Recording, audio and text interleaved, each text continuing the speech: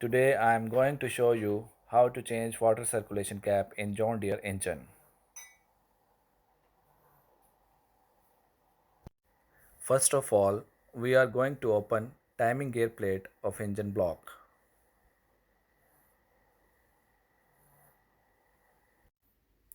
Now you can see damaged water circulation cap is removed from engine block.